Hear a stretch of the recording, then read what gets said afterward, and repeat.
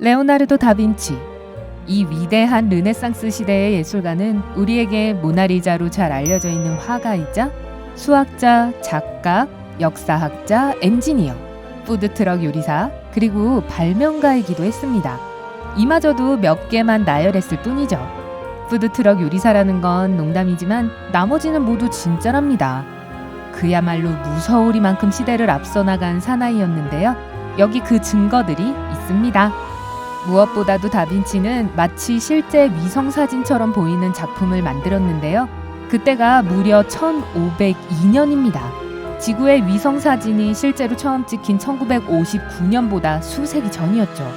하지만 다빈치의 지도는 위성이나 비행기에서 도시를 내려다보며 순간을 포착한 것이 아니었습니다. 손으로 직접 그린 것이었죠.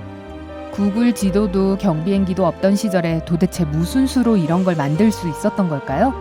글쎄요, 이 천재 엔지니어가 이처럼 어마어마한 성과를 거둘 수 있었던 유일한 이유는 창의적인 사고방식과 각도와 거리를 계산하는 도구 덕분이었습니다. 그가 가장 자주 이용한 도구는 윤정계라고도 하는 서베이어의 바퀴였던 듯합니다. 위에서 정면으로 바라본 모습을 담은 이 지도를 만들기 위해서 다빈치가 직접 이탈리아 이몰라 마을의 길거리와 골목을 한 곳 한 곳 돌아다니며 모든 각도와 거리를 정확히 측정하려 애썼다는 뜻이죠. 아주 오랜 시간을 들인 작업이었을 거라 추측해도 무방할 듯합니다. 이 모든 측정과 계산을 바탕으로 이 예술가는 놀라울 만큼 자세하고 정확한, 그리고 무엇보다도 유용한 지도를 그려나가기 시작합니다. 다빈치가 왜 이렇게 엄청난 일을 맡은 건지 궁금하시다고요? 군 사령관이자 정치가였던 체사레 보르자가 군사 건축가이자 공병이었던 다빈치에게 이 일을 의뢰한 것이었습니다. 하지만 다빈치의 군사 전문 지식은 비단 지도 제작에만 유용하게 쓰였던 것이 아니었습니다. 기관총도 만들어냈답니다. 물론 콜 오브 듀티 같은 게임에서 볼 수 있는 모던한 총은 아니에요. 외관도 사용 방법도 조금 달랐죠. 33개의 총열을 지닌 무기였어요. 다빈치는 당시의 대포가 장전하고 발사하는데 너무 많은 시간이 걸린다고 생각해서 이 총을 만들었습니다. 이 새로운 발명품은 거의 자동적으로 발사된다고 할 만큼 빨랐죠. 이것 역시 그가 보르자의 공병으로 근무했을 당시의 발명품입니다. 16세기 군사적인 활약 이외에도 다빈치의 로봇도 대단했습니다. 네, 르네상스 시대의 로봇이에요. 더 구체적으로 1495년쯤 발명된 로봇 기사라고 할 수 있겠네요. 이 로봇 기사는 앉거나 설 수도 있었고 손을 흔들 수도 있었습니다. 얼마나 대단한 디자인이었던지 나사에서 로봇을 만들 때 다빈치의 설계도를 사용하기도 했죠. 앞서 다빈치가 무서우리만큼 시대를 앞서 나갔다고 한 건 농담이 아니었어요. 자, 낙하산을 누가 발명했는지 구글에서 검색했을 때 다빈치의 이름이 나오지는 않을 거예요. 하지만 한 가지는 확실히 해둘게요. 낙하산을 발명한 건 바로 다빈치입니다. 다빈치의 버전은 오늘날 우리가 사용하는 것들과 확연히 다르긴 해요. 낙하산을 만들었다는 업적을 차지한 건 다른 사람이지만 다빈치의 아이디어가 없었다면 낙하산은 아예 존재할 수도 없었을 겁니다. 불과 얼마 전 에이드리언 니콜스라는 남자가 과학계의 수많은 의심에도 불구하고 다빈치의 디자인을 바탕으로 낙하산을 만들어냈고 그 결과는 성공적이었습니다. 사실 그는 다빈치가 디자인한 낙하산을 현대의 낙하산보다 더 잘 사용했어요.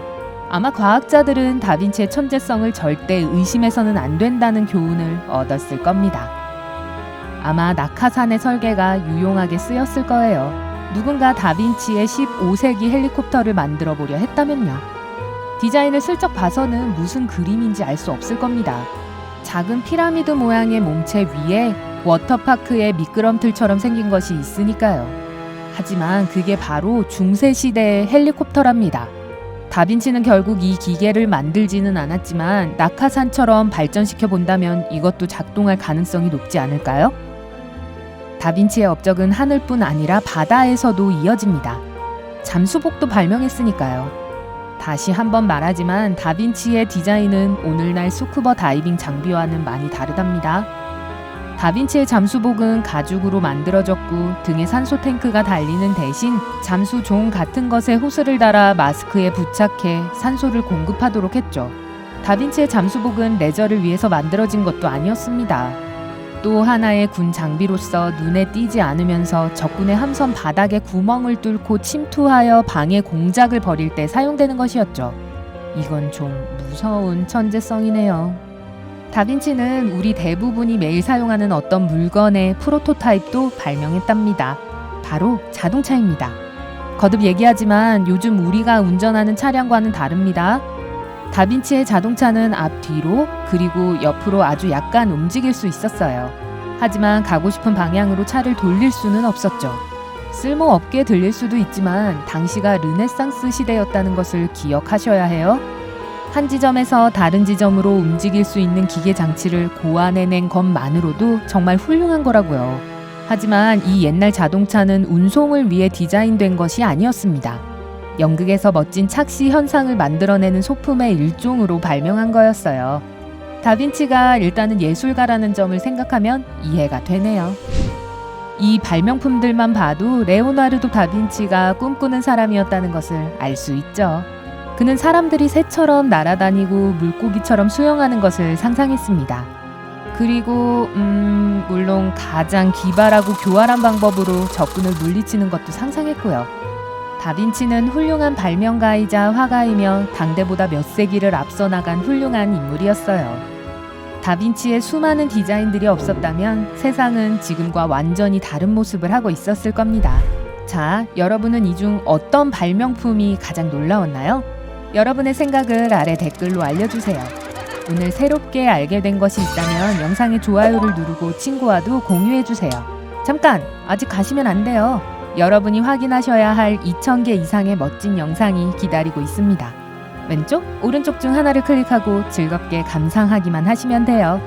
밝은 면과 함께 하세요.